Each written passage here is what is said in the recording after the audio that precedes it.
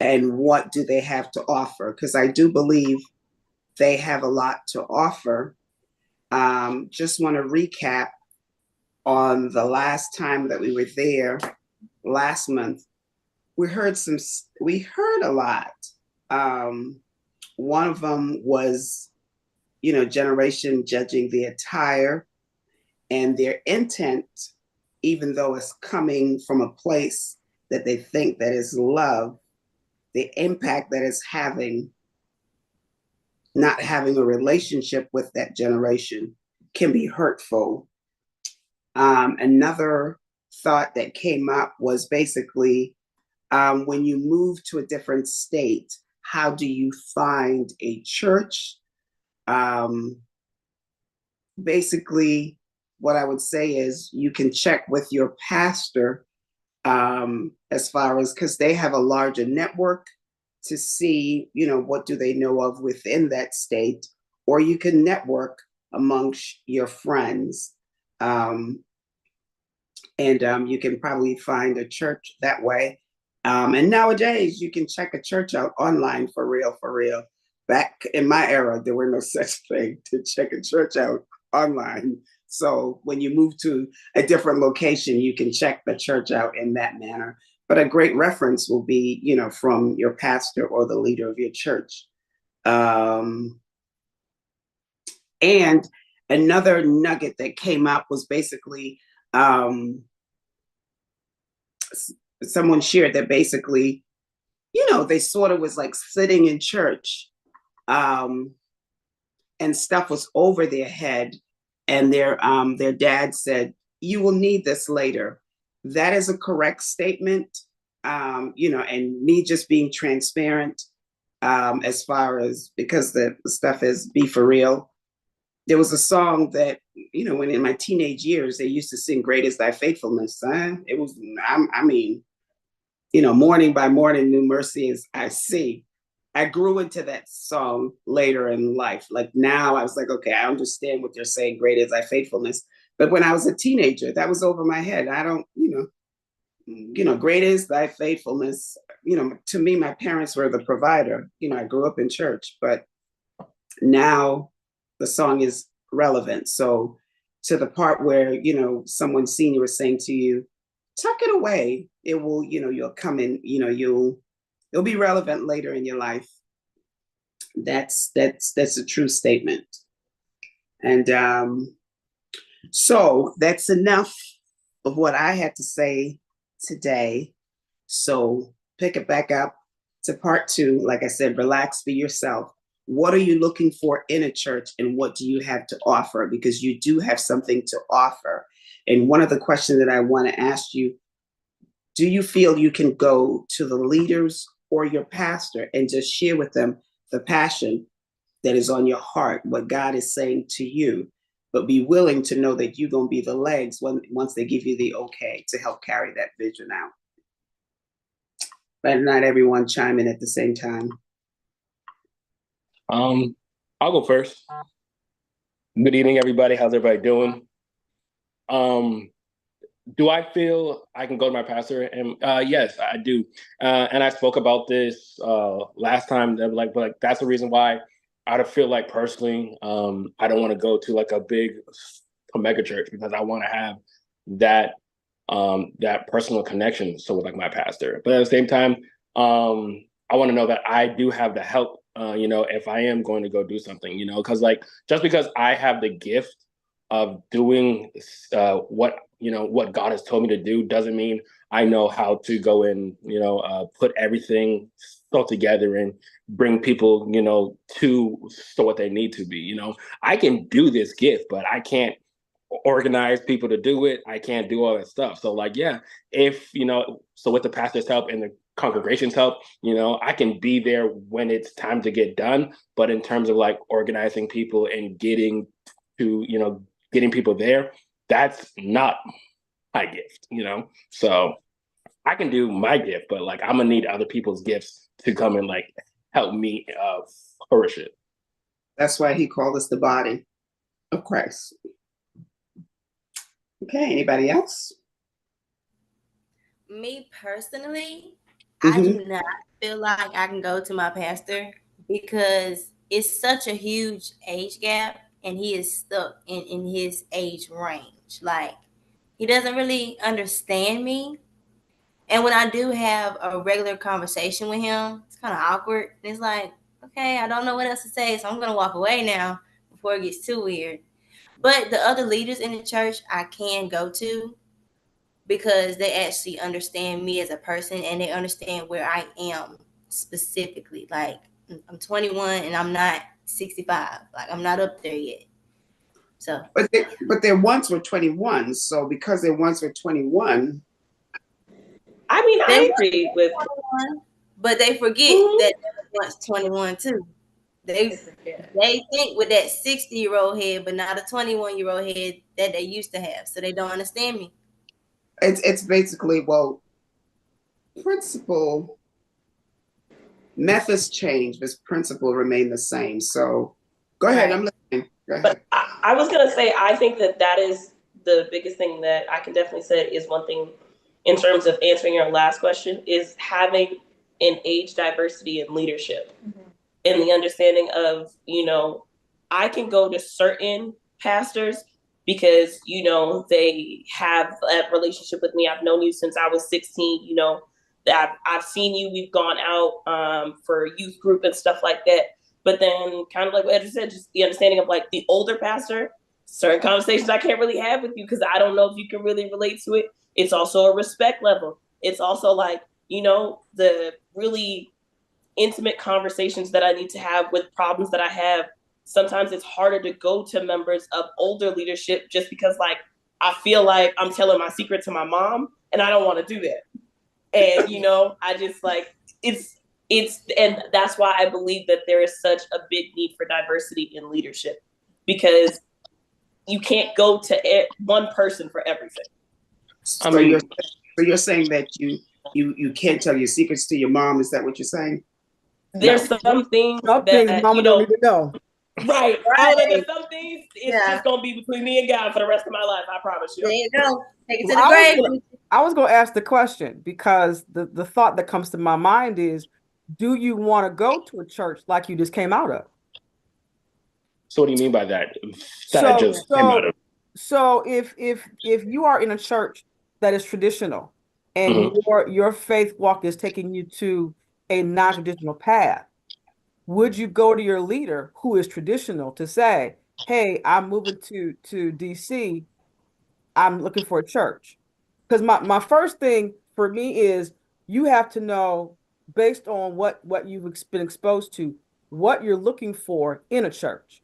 Yes. What the worship is like, which kind of words you want, the demographics, the diversity.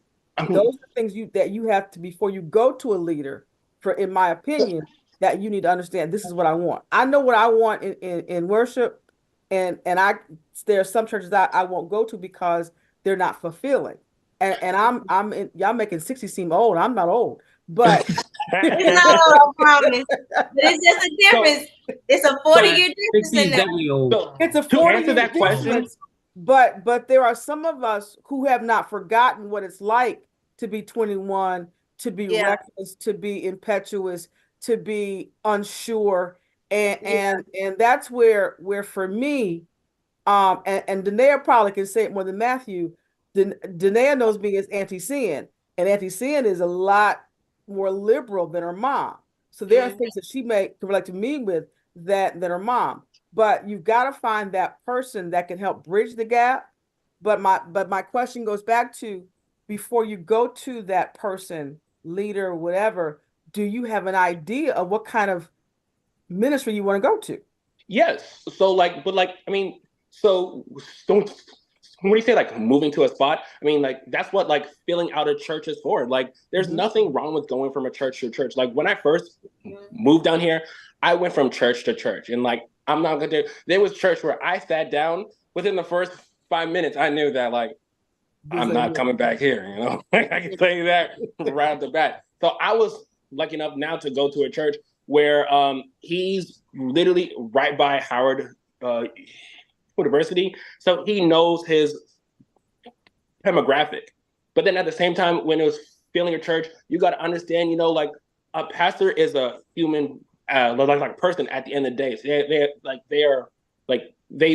they know how to feel, so they know how to react. You know, because I grew up in Pastor Wall's church. You know, like to this day, I still remember when Pastor Wall came out with a do-rag on his head. You know, like he seemed really cool. Like I was like, you know, like just show me that you're a human being at the end of the day. You know, so like things like that. Don't do that. Exactly. Like most pastors, well, I've only known one. I've known a few, but I've only been under the teaching of one. And that one, like we click, but we don't click. But also the workers he has under him, we click. So that's why I stay. Most times people stay to the church, not for the pastor, but for the people in the church. And I've learned that. Look, we both cocked our heads. We look, Marcia and I both kind of went. Explain that. I think it's a respect thing. It's like you just can't. I feel like we can't explain it more than that. It's like right. I'm not gonna go to my mama and be like, yo, this just happened, the craziest thing in the world. You know what I'm saying? Like they're not,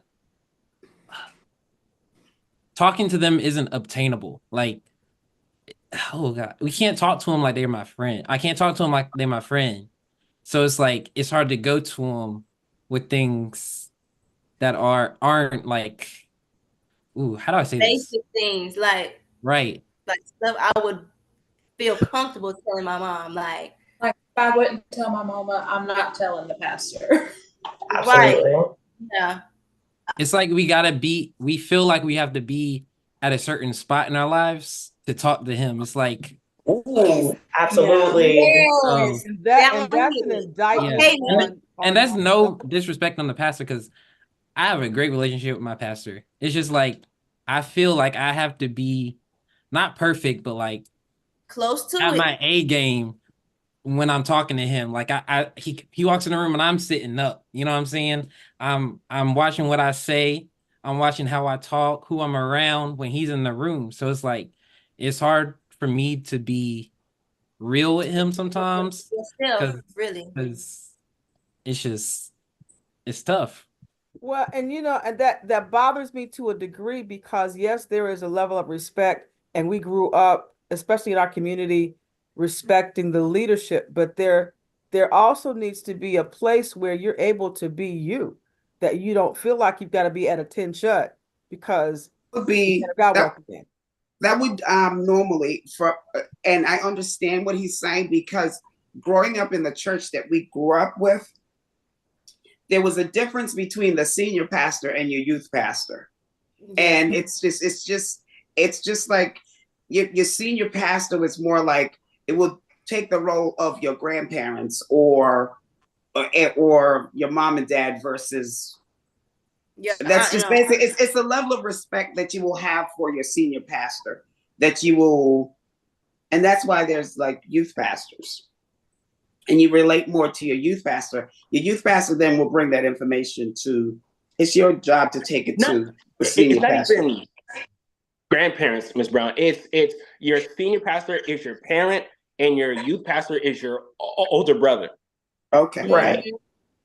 So we're like he can still tell you what to do. He still has that, that like oversight, but at the same time, I can relax around my older brother. Okay, got you. So your senior pastor is like your parents. So you share some things, but not all things. Yes.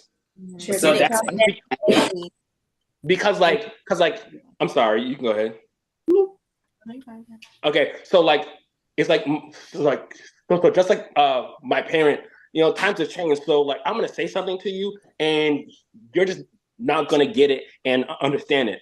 But my older brother, you're a couple years older than me, so just like my youth pastor, so like you're gonna understand me more. But it also depends on the person too. Okay. Because me personally, My daddy is 65 years old, and that man is my best friend. I can tell him any and everything. Stuff that he don't want to know, I'm gonna call him and tell him because that's just me. So age really doesn't matter. It's just based off the person. Not every pastor is relatable to a 21-year-old, but you have some pastors who are. So it just depends on if the person wants to be relatable or not. If I agree, but then also to what Pastor Wall said, it's I don't want anybody who's older to feel like they're being shut out by the next generation. But some like a conversation that I had with my mom, is you're not gonna know everything. I'm like it's just that it's something about our generation in terms of trust and stuff like that, and the understanding of like when it comes to the older generation, a more personal relationship is needed to have those type of conversations. And that's the type of thing, because my whole thing is, and you want to be real, let's be real, that I can't go to a senior pastor and be like, this is the thing that happened to me in college. For some girls, getting drugged in college, that's not something you could talk about with a senior pastor. That it's just it's not a conversation you can have, because it's just I don't know that I would. Again, it's the respect thing. There's a barrier. It's a barrier. You watch me grow up, and I just, like Nate said, I don't know what could be taken as disrespect. I don't know, like, what can I say? It's just, it's a weird feeling. Because you don't want them to look at you differently for being in that situation to even get drugs. So it's like, I don't want to tell you about it because you might ask, well, why were you at the party? I was at the party because I'm 19 years old and a lot of my friends went and I wanted to try it out. Will I go back? No. But at the same time, you're judging them because they once were your age, and because you won't, and you don't know what their story was, so they could be understanding. We've all had different walks of life that we had to take. All of us have gone through something. And I think for me, it's about, like you said, relationship. And in order, and one of the problems, because I've dealt with it with people that are older than me, is taking the time to take off the prejudices, and they're not going to understand, and well, they can't relate. Get to know me. Right. I think you said the last time, Linnea, you're not 6 anymore. You're not. I don't know you, the adult, as I did when you were 15. I have to get to know you now as an adult and respect where you are, so that way we can have a communication and a conversation to where you are. I got to meet you where you are to see where you're going. And here, for me, what I'm saying is basically we're just having a dialogue. As you can see, it's nothing new because it's in the Bible, where basically, they were asking about Jesus. Isn't that he's here trying to do ministry, and they're trying to bring him back to when he was 12? Isn't that Joseph and Mary's son? So no one is. Don't write anyone off. Try to develop a relationship with them. Know that everybody's not going to be your friend or whatever. There's certain respect that you're going to have for others more than another. And get to know an individual. Like I said, if you want a relationship, no one will really know. Invite the person to tea or coffee. It goes both ways. Like we talked about last time. But I also will say is that something that a lot of people don't know is that, like, now that I'm an adult, there are some people I definitely not talk to because I heard stories about you. I heard some things about you. So I'm not comfortable going to you because as a kid, I heard things about you. Now I'm an adult, I'm all right. Okay, but do not go by what you heard. That's their past. And people make up stories. Do not. Agreed. Do not form an opinion about someone based on what somebody else said, because that's not the fact. I don't know it to be the fact. It goes back as long as that's a two-way street. But it goes back to what you said the last time too, that there have been a lot of things that have been said about me as a growing adult or whatever mistakes that I've made. Don't judge me on then, talk to me about now. Cause you know, like Pastor Bruce said, you know, I was probably getting high with the best of them. But look at me now. There's a process that you got to go through. And I think sometimes the church folk, not the kingdom people, but the church folk get it twisted. Like you said, they forget that they were 21. They forget that they made some mistakes. They forget that they had kids out of wedlock. And then they look at some of people who have some young folks who have done what they're doing, and there's a judgment. But you got to get to that place where you don't bottle everybody else like you don't want them to bottle you. There's still some good. There's still some of us that's right. I also, Go ahead. okay. I also feel like the older generation expects you to be where they think they're at on their spiritual journey, you know? Really? Because yeah. Because it's like because they won't do that at 65, why are you doing it at 20? Like, we don't know God for the same reasons. Right. Because I feel like there's sometimes where like I was like and what I talked about last time is I had to learn God for myself. I had to take the step out and take myself out of it. And when I finally started, and I mean, Ms. Brown could definitely attest, like now I'm on this journey of reading the Bible. I call her every day, like, did you notice? Like, For real. You know, Jesus was a G. Like, Peter cutting off somebody's ear because somebody smoked it. What? Yeah. Stuff. But, you know, it's the understanding of like having that. And I'm like, okay. And that's where I'm at. I'm still growing. And, you know, yes, I still, you know, drink my little wine. And I'm not at that spiritual journey where, you know, of not listening to secular music. And I'm not there yet. So that's where I can definitely attest to what Alyssa's talking about. Wait a minute, hold on. I'm 60, proud of it. I still listen to secular music. I'm having a boat party in May, and it's gonna be some saints, some ain'ts, and everybody. And those who want to drink. It's about the relationship with Christ. What convicts me is not gonna convict you. And you know, there are those that you know, a little wine, they can do it. There's some that little wine, they better not touch it. But it's about a relational thing. And you know, everybody has to, party, Pastor Bruce. Everybody has to be in a place where I respect your walk. And most people your age are not there. You are rare. I'm telling you right now, you are rare. There's a lot of older people in my church. They would never, the world would end before they even think about listening to even jazz music. Like the word over, done for. So it's like, that's the stereotype the church has, as in you have to be perfect, and the older people forget. And the younger generation does need to notice that not everybody is like that, but about 8 out of 10 people are. So we just tread lightly. And if we get the relationship with you, we get it. But if we don't, we don't. And that's it's a shame, because there's so much that you're missing from us and so much that we're missing and gaining from you. And see, my desire is like that I'm trying that we can bridge a gap, because I grew up Kojic, and you know, they had rules upon rules upon rules. You couldn't wear red, you couldn't wear lipstick, you couldn't wear nail polish. You gotta have pantyhose on. Your dress, you know, your dress had to be to your ankles. So my question was always, when I grew up, you tell me all the things I can't do. What can I do? Nah, for real. I was saying that now. I said I was the rebel. So I was the rebel because I said, if the joy of the Lord is our strength and we're supposed to be happy in Jesus, and you tell me all these things I can't, why do I want to be saved?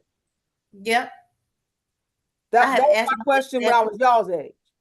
Because if you keep telling me how great life is with God, and I'm looking at you on Sunday, Wednesday, and Saturday, and you look like you done had a bunch of lemons, you're mean as a goat, because the meaner you are, the savior you are. I don't want that kind of religion.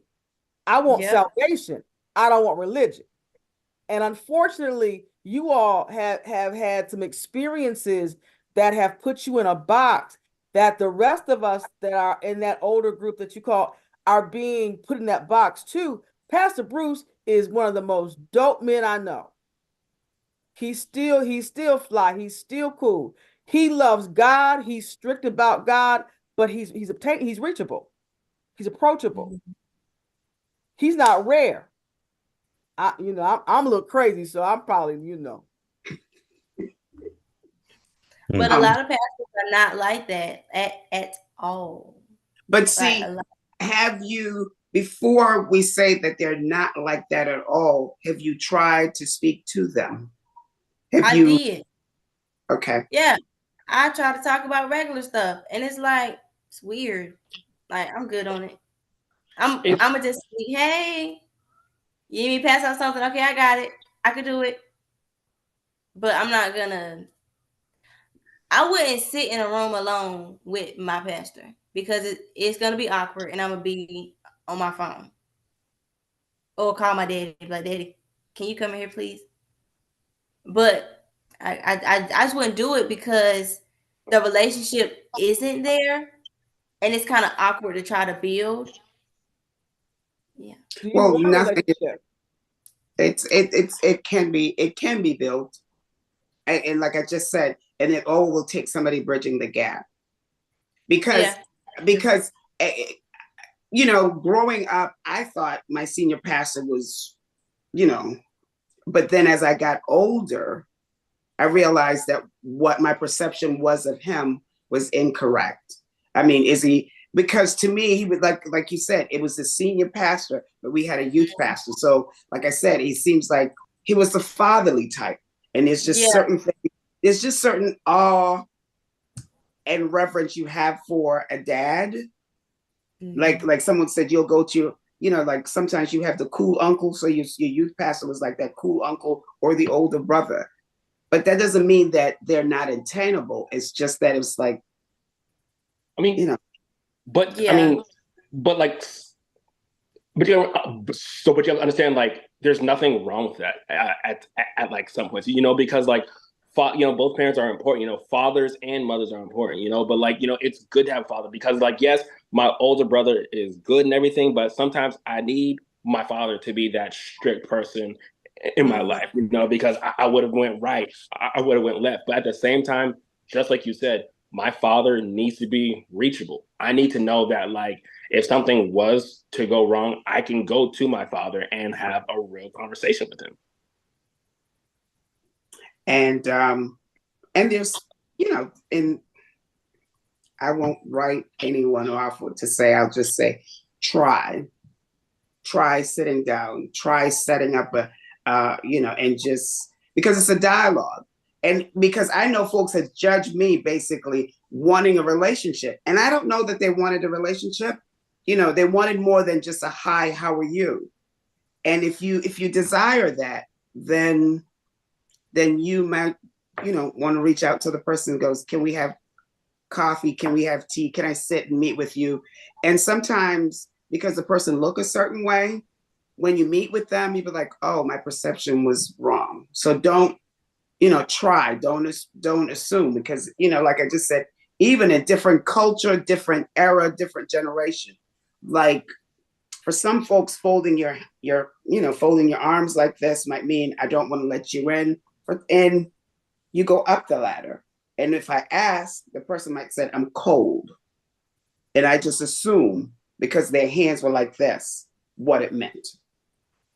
But in the same way that what you're saying, try for us, and in the question of what you're asking of like, what can the older generation do? I would say try the same way. Like Matthew said, like, again, the funniest moment was when this man came out on the pulpit in a do-rag, a hoop earring, big baggy jeans. And it was the understanding of like, it's a little bit embarrassing, but at least like you're trying to relate to me. At least we're getting to that moment. The other things of, again, like getting in a dunk tank going skating with us. I know it's 11 o'clock. I know you got to preach on Sunday. That's the effort. It's a little bit of the effort that needs to come. And once we meet each other there, that's when we can start. And that's what I think I definitely agree of, like, when you can, now I can get into a room, like Andrea said, I can get in a room and be comfortable with you because we can have that moment of laughing about you falling on your behind when we went skating. We can laugh about that moment of being out at 12 o'clock at night and I'm watching you preach and trying to stay up and trying to be up there because you've met me there at my level. I can be at your level as well. And that's how we can mend that relationship and have that relationship grow, is building things outside of the problem that we have. That's all I said. Okay, so what do you have to offer the church then? Like you said, building, like I said, what are you looking for? I see what you're looking for. What do you have to offer? I mean, Mr. Davis, Mr. Brown, could you just wait a second? I just need to hear from Mr. Davis. Can I ask you a question? What do you have to offer the church? Does the church have to offer them? Mr. Davis. I'm good. I'm thinking.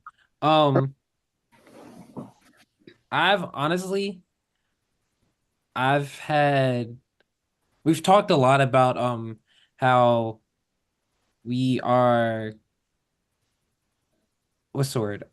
Underestimated.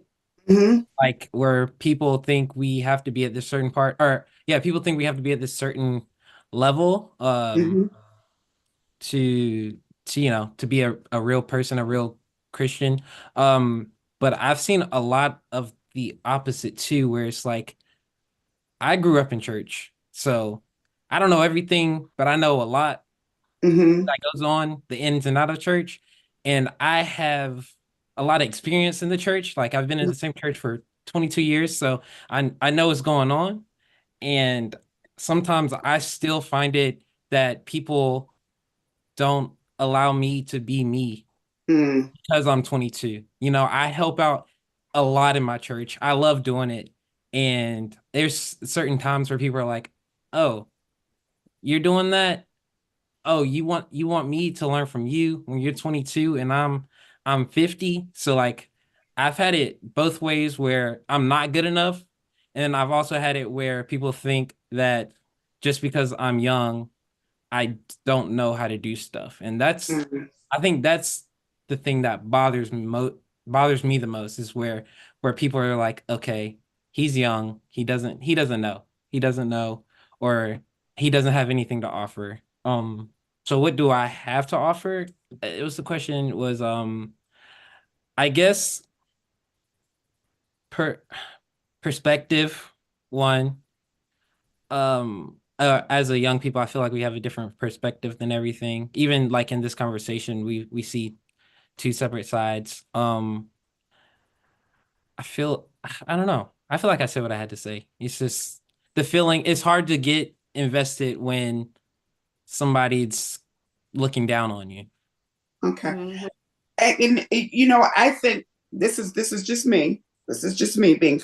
I think the generation can help the church bridge the gap as far as technology is concerned.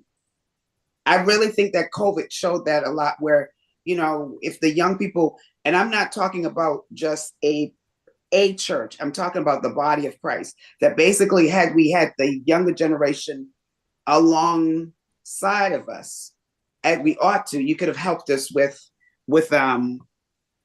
technology. You can teach Sunday school class. You can give back to I think we can learn from you. It's both ways. Iron sharpen iron. I'm not just saying you per se. I'm just all of us. We can learn intergenerational. You have something to teach us. We have some things to teach you. And for some unknown reason, it's broken down in the middle somewhere. And I'm just asking the Lord, how do we bridge the gap? I think oh, go ahead, Dana. I'm sorry. Oh, it's okay. Y'all can hear me? Yeah. Okay, cool. I'm sorry. I don't know. I wanted to interject and kind of like, I'm starting to feel like, well, in this generation, I think I'm like sort of right in the middle with a lot of y'all. And the thing that challenges me the most is how many extra biblical things are incorporated into, what is important about a relationship with another believer. I think what's most important, or what should be held in the highest regard, is that whatever we're dealing with are the ingredients of what is literally within the biblical sense of salvation, relationship, and anything else. What I see now more in this generation, like my generation, is that a lot of people are conflating what the world has offered to the church as legitimate versus what Christ's view of everything is, because when I look at it, I'm saying, okay, cool. I'm asking a person to relate to me, right? At me being like 38. And I have the same issue where sometimes I'm like talking to people who are like 50. And now I'm a musician and I work in like several different ministries, like from pastors who are like 25. And it's, I respect their office. I call them by, their titles and everything like that, and, try to respect their positions. And we have normal conversations about everything. Now there are ones that I realize, like, okay, they only have a certain kind of experience in relationship to certain issues. So I don't want to like test, or challenge them in any, or challenge their theology or anything like that. But I think that it would be easier if the start line was actually biblically based, like,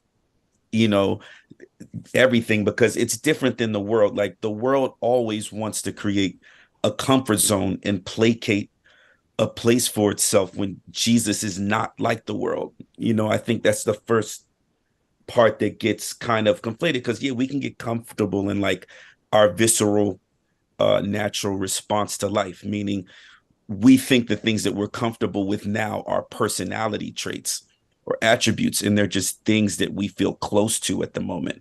They're not actually us. Like, we're a far more condensed grouping of ingredients. Me, I'm probably really like 4 or 5 things. Now, within the 4 or 5 things I am, there's myriads of things that are related to that per category. Like, if we say food, right? I prefer to have fried food from everybody's culture. I like how almost every culture fries chicken, right? Like, I'm not against it right now. That could leave me in a whole ocean of information as far as my desires. Okay. But there has to be a real border between, okay, this is what my pastor's role is in my life, and this is what the Bible says, versus like, I don't want my pastor to be like anybody in the world. I don't want my pastor to remind me of someone who's godless or lawless. Because like, evil's an ocean. It's just because where you put your feet at in the ocean isn't threatened by sharks and violent animals, it doesn't mean that your feet aren't in someone else's house. Your feet are in this sea world's home. Your feet are sitting in their roof. So I never get my feet bitten there. I've never been attacked. But that's just so happens that you haven't been attacked. And that's how evil is. It seems harmless because you've just never been attacked there, or you've never gone deep enough into what that environment is to be attacked, and there are some things that we like that are comfortable for us, right? That are born of that location, that are not godly, that, have nothing to do with salvation, nothing to do with pursuing a relationship with Christ or whatever. Now, this is coming from someone who has like pastor parents, served in several different organizations. And one thing I noticed is like, the more I got into this world as an adult by myself, the more I needed church and clergy, liturgical people to literally be different than the world. Like, because it gets so blurry.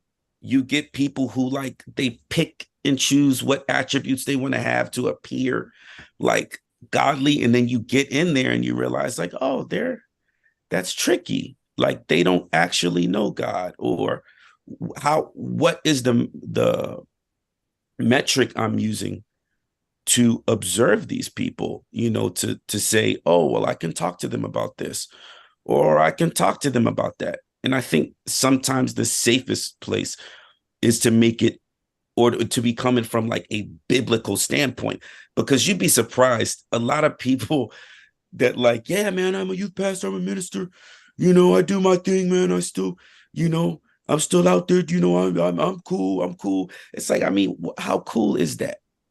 You know what I mean? Like that, I think sometimes. How cool is it to you, but not to them? Well, that's yeah. Different. Well, and that's the thing too. Like we don't know our future. It's like it's easy to say, "Oh, that's cool," but you may develop such a high skill set that life may place a demand on your technique that you don't expect. That's understandable, but you also have to live in where you are now and not where you could be tomorrow, because you don't know where you're gonna be tomorrow. So, if you're constantly trying to tomorrow, today is gonna pass you by, and you ain't really done nothing because you was worried about tomorrow. Like what is it? I was reading Matthew, the beginning of Matthew, and it literally said, "Let tomorrow worry about tomorrow." You need to focus on today and what you got going on today, because that don't really matter. So if you are outside and you want to party, but you also have a tug saying, come home, you need a minister who can bridge the gap and say, listen to the come home. And I understand the party. I understand the one and the pull, but you also got to listen. But if they're so high in mind and worry about tomorrow, they are never going to have that understanding and that conversation with you. I can definitely understand, but I can definitely like say what they're saying and what you're saying is understanding like there needs to be a middle ground. And just because we're saying that we need you to relate with me, that doesn't mean, like Dan said, that doesn't mean throwing on a sweatshirt and some jeans and preaching on a pulpit Sunday morning is relating to me. That's just showing the surface. That's fake. That's you acting like you're the next generation. That's not you actually being with the next generation. And like I can definitely attest to that. Is I've definitely gone to a church where I'm like, okay, the songs are, newer and stuff like that. But I sat there and I was like, I don't know, that song not moving me. Kind of like what Ms. Brown said, like I realized I got to myself, like, there is something about Order My Steps. Yeah. That's always gonna hit. Yeah. And this new music, I'm gonna just be like, the words don't even rhyme. Like, I'm confused. And that's just kind of where I'm at. Like, it's not the understanding of, like Jay said, just because you're acting like the world means that you're relating like to the next generation. That's not what we're asking. No. We're not asking you to act like the world.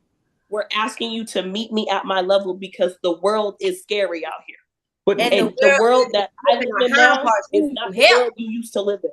But not even me at my level is to go based off what you said. And like, I want my pastor to be my pastor, like you are my pastor for a reason, but I need to know at the end of the day, you're not perfect, that you are a human being. Like, I need to know, yes, he is a biblical man, and when I need help, I can go to him as my pastor, but I need to know that, like, if I talk to you some stuff, that so what I'm talking about, and I'm not just just speaking to a robot, who like So are you asking about a certain list of imperfections that you're more comfortable with? Because it seems like I know no one's perfect, but it's like, okay, if you do these imperfect things, then sorry, but if you're this grouping of imperfect things, then yeah, cool. It's like okay, I want to see every side of you. I want to see you sad, happy. I want to know you are not 100% perfect and like God, God, God, God, God. Sometimes I want to just sit back, watch a movie, and laugh. But most pastors, it's like God, God, God. No, let's talk about sports. Let's talk about anything. And it's like when it's God 24/7, is this your whole life? I get that, but it's like Be honest. I'm That's it. not I mean, all when the you're way a there pastor, yet, so I'm not gonna talk to you. I got you. If that makes sense. So it's like that's where the disconnect comes from because I'm not there yet. Right. We can talk about God about 80%, but I'm gonna need a little sport. So, So I But see, pastor, I would think that you are okay. Everything takes relationship, and Mhm. it depends on the relationship for you to know what's going on in a pastor's life. I mean, not just in a pastor's life. They are human, both male or female. They're human just like you are. But where you see them is because you probably see them in a place of worship, and you're assuming they have a family, just like some has a family. Not always true, so Miss Brown, because like my pastor got on the pulpit a couple weeks ago and he said, I'm gonna be honest with y'all, I did not want to come this morning. Like, I've never heard pastor say that, but I understand it. Because I've been saying to me, like, man, I don't want to go to church today, but I'm gonna get up and go. But the pastor's like, yeah, I'm ready. I'm this. No, you woke up sleepy this morning. Be honest, because you know you did. But that's exactly what pastor, for that's me. what we need to relate to. I want a pastor who can show me, can lead me, and be an example how to navigate all those things that you said. Be a godly man, and then when it's time to be a husband, show me how you're supposed to treat your wife. So that when my husband finds me, I know what to look for. I want my pastor to be able to be sound in his finances. I need my pastor to be sound and be balanced. So for me, when I'm looking at my pastor, I'm looking at a person who's not perfect. Jesus was perfect. We're striving to be as excellent in this world as we can to navigate in this world, still holding a standard, and not a standard that's unattainable, but a standard for where we are. My standard for where I am right now is different than it was when I was 35.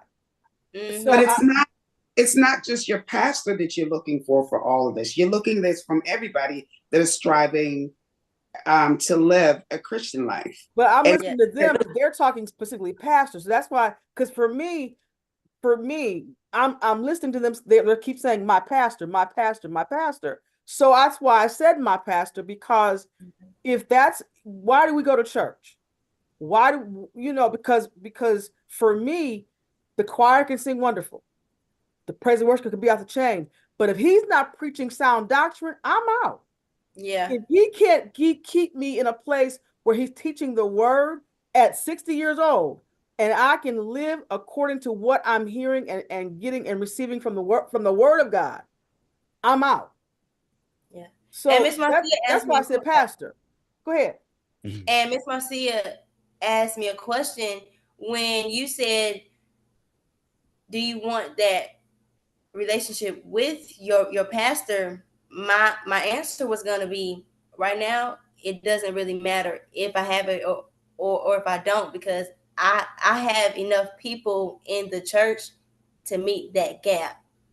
As long as the word is right and I somewhat understand it, and I can go home, ask my daddy some questions, and I'm good, then I'm fine. I don't have to be. I'm gonna be done. Let me say this real quick. I'm gonna be done. When I look at a pastor, I'm looking at somebody that can protect and cover the most important thing I have. That's my soul. And I need to be able to have confidence in him. And Pastor Bruce, you correct me if I'm wrong. I need to be able to know that my pastor has every tool that God gives him to cover my soul. Because at the end of the day, everything else will pass away. You also got to cover you too, and not just all on him. Well, when I attend to church, that's part of his responsibility as as the under shepherd, to protect and provide for the flock. I do my part, but when you're talking about your pastor, when you talk about your leader, the person that you go to hear the word from, he's got to also be able to, in among all the other things, cover my soul. If he can't do that holistically, then why am I going to his church? But what I'm saying is the church, the body of Christ, the pastor can't do it all by himself. So that's what I'm saying is the pastor you're can't looking do it for all by that. himself, but he's the head of the household. Thank you. Yeah. He's the head of the household. So my whole thing is, if the head of the household ain't right, why would I ever believe anybody else? Because that's the person that we're supposed to take point in leadership from. And that, I think that's the whole reason why everybody's hitting on that first, because that's where it's supposed to start. If the head is not right, it will poison the rest of the body. So my whole thing is, if I can't believe that my pastor can relate to me, then I have less trust and faith that the people that are under him who he appointed can relate to me. Because what I'm he saying reflects is the people he appointed. Openness and transparency. so what I'm saying is basically that's why there's a leadership team. Mm-hmm. That's why there's a leadership team. That's why when you go into church, there you have like the senior pastor, the youth pastor, the praise them, different people over different things. So because the pastor can't be, he is the head that leads, but the rest of the body carries out that needs to be carries out. And that's why he has leadership in place. They will have it depends on the organization and how the church is set up. Like a Baptist church, you have the deacons that are overseeing ministry. There's somebody else that had a question, and I don't want to leave tonight without trying to answer the question. I think Christ is the head. Yes, that he is. And then up under Christ comes your pastor. But like I said, your pastor cannot do it all. That's why I said the next generation, you do have something to offer, and you've got to come and submit your gift to your church so that the work of God can continue. And that's what I'm saying. We need to bridge the gap. Your pastor is approachable. Because growing up, I thought mine wasn't. And as I got older, I was like, okay, my mindset was wrong. He just had that father figure, that stern, disciplined looking, he was just stern. He looked that way. But as I got older, I realized he was approachable. But evidently, they don't feel that. Because when you're hearing what they're saying, they're asking for openness, they're asking for transparency. It's obvious that most of these young men and women have sat under the word of God. They have been in the church. They have a desire to know God, to know his word, and to know his love. They have that desire. It's very obvious. And I am so thankful that they are opening themselves up, that they are articulating or attempting to articulate what they feel and what they think. And I think we need to be active listeners. Listen with our hearts open, listen with our minds open, because there's a whole lot of wisdom coming from these young people tonight, a whole lot of wisdom coming from them. And I want to thank them for putting themselves out there and sharing. There is a desperate need from the top, bottom, and the bottom up for openness and transparency. A desperate need for that. And when we say approachability, it has to come from both directions, not just from them, not just from them. So thank you all so very much. I do appreciate you. I love you. I am so excited about what you're doing. Don't stop. Do not stop. You have a right to ask questions. You have a right to know. And stand on the word. Years ago, read your Bible, stand on the word, continue to seek God. But you have a right to ask questions. You do. So thank you. Okay. On that note, we are 3 minutes out. So we have to continue this dialogue.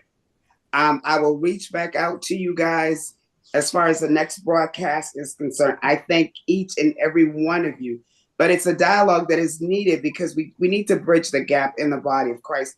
As I look out in the body of Christ, not a particular church, I'm not seeing the next generation at the table. And I just want to know why and how are we going to go about bridging this gap? How and what do we need to do so that you feel heard, you feel listened to? Because I'm going to say to you, yes, your pastor is approachable. They are. and try.